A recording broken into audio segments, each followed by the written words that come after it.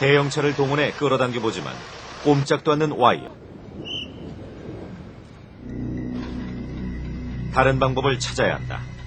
와이어가 펴지지 않으면 타워마스터가 쓰러질 수도 있다. 모든 것이 과학으로 계산되지만 꼬인 줄을 푸는 것만큼은 사람 손이 필요한 일이다. 밑에서 쳐다보는 이들은 긴장감에 입이 바짝 마른다. 굉장히 모든 순간순간이 위험한 거야. 140m 달하는 이 타워마스터입니다. 100m 높이의 상공에 올라가서 걸린 줄을 푸는 국내 기술자들. 이번 공사의 성패가 그들의 손에 달렸다고 해도 과언이 아니다.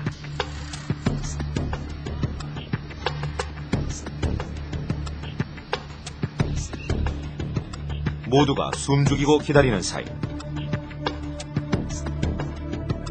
드디어 꼬인 줄이 풀렸다. 팬이네서. 올려다보기만 해도 아찔한 높이지만 하루에도 몇 번씩 타워마스터를 오르내리는 이들. 항상 위험에 도사리고 있는 거죠. 도사리가 있는데 그걸 감안하고 긴장 상태에서 해야 되는 거고 긴장을 놓으면 안 되는 거고. 꼬인 줄이 풀리자 남아있는 와이어 설치는 순조롭게 이루어진다. 타워마스터에 연결돼 팽팽하게 당겨지는 와이어. 총 12개의 와이어가 타워마스터를 단단히 고정하고 있다.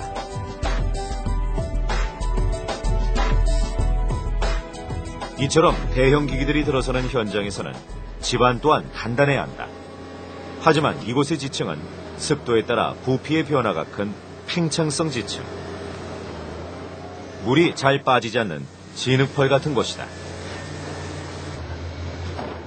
진흙펄과 같은 지층이 지하 2m에서 10m 깊이까지 넓고 깊게 분포되어 있는 최악의 땅.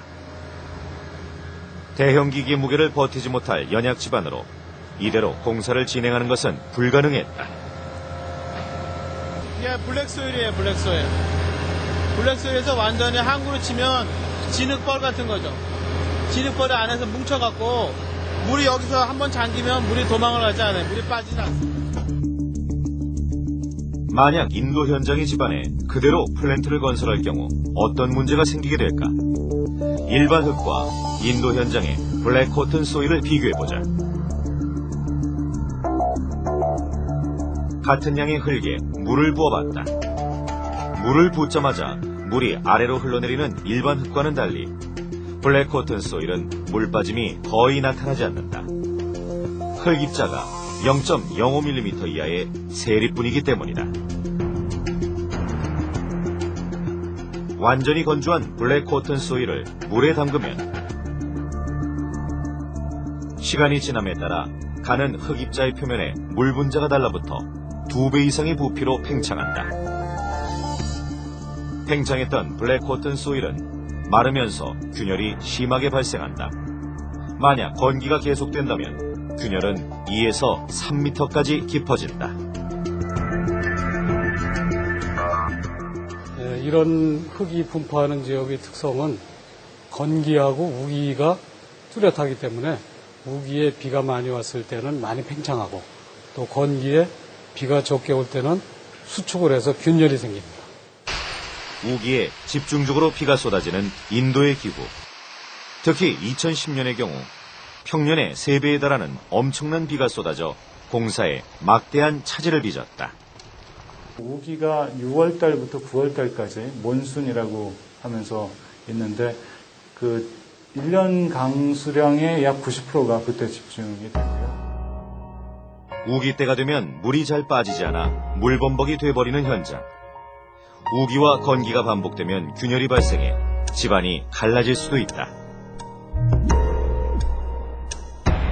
시공팀은 보드 CIP라는 대형 파일 공사를 시행해 난관을 돌파했다. 보드 CIP 공법은 집안을 뚫어서 흙을 제거한 뒤 빈 곳에 철근망을 삽입해 콘크리트를 타설하는 방법. 이렇게 만들어진 지름 80cm, 길이 30m의 파일은 하나당 190톤의 하중을 지지할 수 있다. 특히 대형 중량물인 C3 스플리터 아래에는 이런 콘크리트 파일을 84개 설치했다. 고층의 건물은 위로 갈수록 바람에 의한 흔들림이 심해진다. 흔들림을 견디지 못하면 건물은 무너진다. 그렇다면 124m 초대형 정류탑은 바람의 영향으로부터 얼마나 안전할까?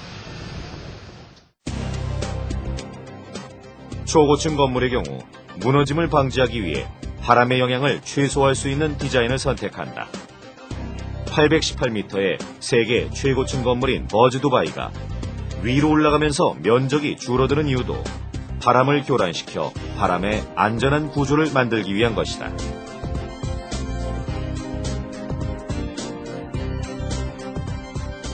또한 건물 내부에 초대형 추해 역할을 하는 장치를 설치해 흔들림을 방지하기도 한다.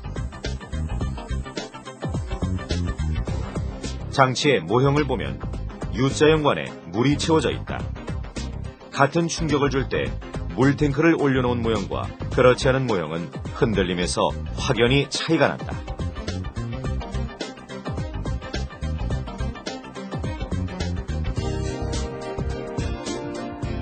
이 장치에는 600톤 정도의 물이 채워지는데 물의 무게가 건물의 흔들림을 잡아준다. 건물의 상층부가 움직이면 물은 제자리에 있으려는 힘 때문에 반대쪽으로 움직인다. 이런 원리로 건물의 움직임이 30에서 40% 정도 감소된다.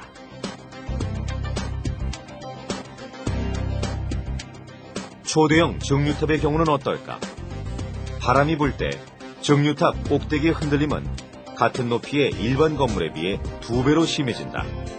상대적으로 지름이 작기 때문에 흔들림이 커지는 것이다. 기본적으로 저희가 처음에 이제 기기를 설계할 때 고려하는 것은 내부의 압력이 되겠고요. 그 다음에 바람이나 지진에 의해서 미치는 힘을 고려해서